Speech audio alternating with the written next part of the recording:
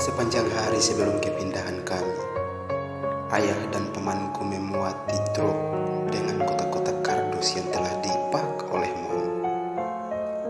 Kami berencana berangkat pagi-pagi keesokan harinya. Lin dan aku duduk di beranda depan dan menonton mereka bekerja. Paman Katsuhisa tidak ingin kami membantu karena katanya kami hanya akan mengganggu pekerjaan lelaki. Lin dan aku main tentara-tentaraan dengan bidak catur. Saat istirahat, Paman Katsuhisa melangkah ke beranda, menepuk tangan 3 kali, mengeluarkan sapu tangan dan membersit hidung.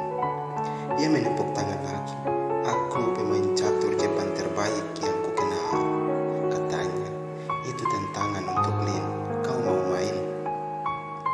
Lin menyiapkan papan catur. Paman menggulung lengan baju. Saya akan catur permainan fisik yang berat.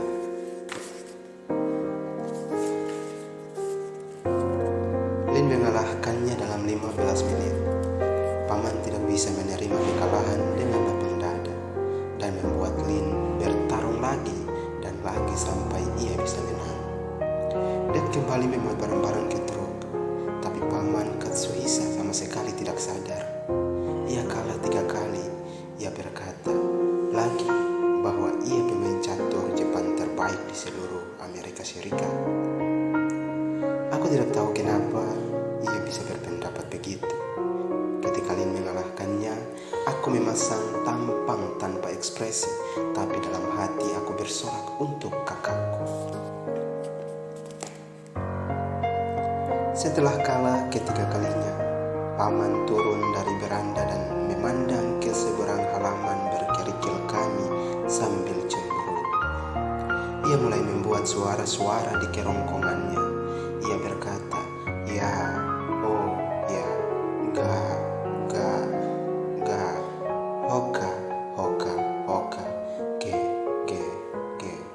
Kemudian segumpal ludah melayang seperti bola bisbol dari mulutnya melintasi halaman. Ludah itu mendarat di satu-satunya pohon yang kami miliki dan menetas perlahan di batangnya. Lin dan aku saling menatap dan ia menaikkan alis seolah berkata, benarkan aku sudah bilang, iya Sinti. Kami miskin, tapi miskin menurut ukuran orang Jepang. Artinya kami tidak pernah pinjam uang pada siapa-siapa. Titik. Artinya sekali setahun kami membeli sebanyak mungkin beras kemasan 23 kg dan kami takkan gelisah lagi soal uang sampai sisa beras tinggal sekarang. Tidak ada yang terbuang di rumah kami untuk sarapan. Orang tuaku sering membuat oskahuze, teh hijau dicampur beras dari keras nasi di dasar belanga. Untuk ke Georgia, Detan Paman mengisi truk dengan semua beras yang tidak berhasil kami jual di toko. Kuperhatikan orang tuaku memandang karung-karung beras di dalam truk dan aku tahu beras itu membuat mereka merasa aman. Aku suka melihat mereka dalam keadaan itu, terutama Mom yang sepertinya tidak pernah merasa aman. Mom bunga yang halus, langka, dan indah. Dad bilang begitu. Berat badan Mom hampir tidak lebih daripada Lin. Ia begitu rapuh sehingga jika kau tak sengaja menabraknya, ia bisa lebam. Suatu kali ia pernah terjatuh dari undakan dan kakinya patah. Baginya itu bukti bahwa satu undakan saja bisa mengakibatkan malapetaka. Kalau aku akan menaiki satu harga anak tangga, ia berseru, hati-hati. Mom tidak suka kami berlarian untuk memanjat karena berbahaya. Ia tidak suka kami berada di tengah jalan rumah kami yang sepi karena bisa jadi terjadi sesuatu. Ia tidak mau kami kuliah di universitas suatu hari nanti karena kami mungkin bakal mendapat pikiran-pikiran aneh. Ia menyukai ketenangan dan keheningan.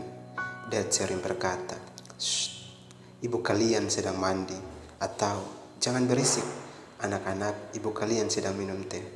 Kami tidak pernah mengerti mengapa kami tidak boleh bersuara jika Mom melakukan apa saja. Ucapan favorit Mom pada kami dengan suara lembutnya yang tegas adalah Shizukani. Itu artinya hush. Ia tidak pernah mengucapkan Shizukani pada ayahku.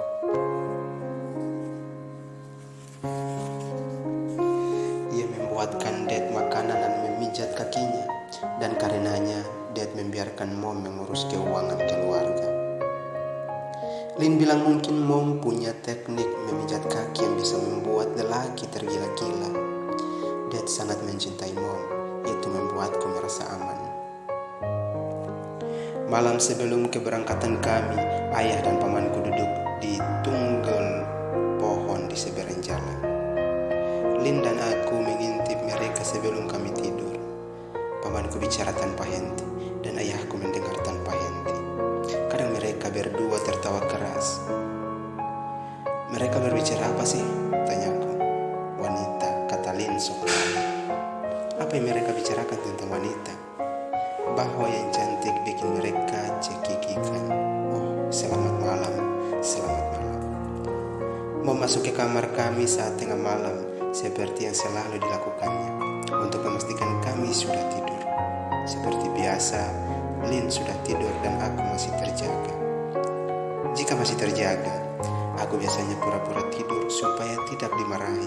Tapi malam ini aku berkata, Mom, sudah malam, kenapa belum tidur? Aku tidak bisa tidur tanpa Bera-Bera. Bera-Bera merupakan boneka hewan kainku yang paling kusuka, yang telah dipak Mom di dalam kardus. Bera-Bera terlalu banyak bicara, tertawa terlalu keras, dan kadang lancang padaku, tapi aku tetap menyayanginya. Suatu hari nanti kau bahkan tidak akan ingat Bera-Bera. Mom mengatakan ingin dengan lembut, dan pikiran itu sepertinya membuatnya agak sedih. Pikiran tersebut membuatku agak sedih juga. Ia mencium keningku dan pergi. Di luar aku bisa mendengar suara-suara, ya, oh ya, dan seterusnya. Lin tidur lelap. Aku bangkit dan melihat paman Katsuhisa meludah. Dad sudah tidak duduk di tunggul pohon lagi. Hanya ada paman Katsuhisa di luar sana. Ia memang gila rupanya. Kami meninggalkan Loa saat matahari mulai tenggelam keesokan petangnya. Kami bermaksud berangkat pagi-pagi, tapi meleset dari jadwal karena beberapa sebab. Yang pertama, aku tidak bisa menemukan kardus tempat Bera-Bera disimpan, dan aku yakin ia hilang. Tentu saja, aku jadi histeris. Yang kedua, orang tua aku lupa di mana mereka menyimpan $600 mereka. Tidak bisa menemukan sweater favoritnya yang berbordir bunga. Tentu saja ia jadi histeris.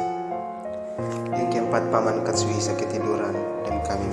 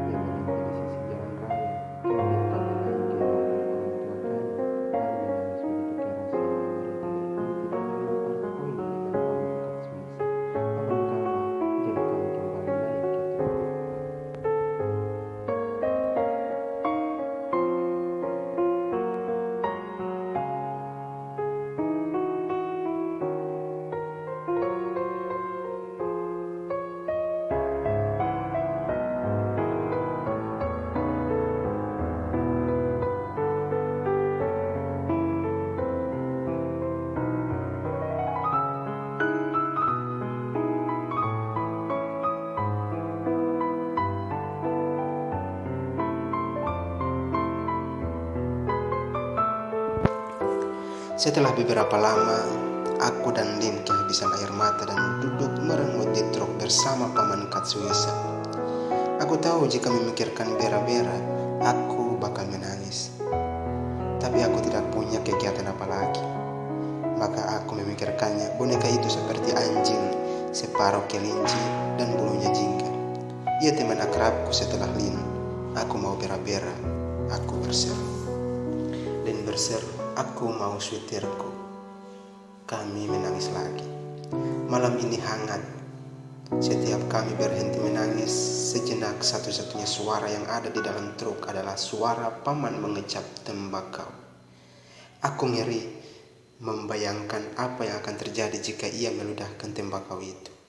Sekarang ia membuka jendela dan aku mengira ludah hebat bakal muncul. Tapi paman malah melirik kami jaya. Aku bisa mengajari kalian jadi master meludah.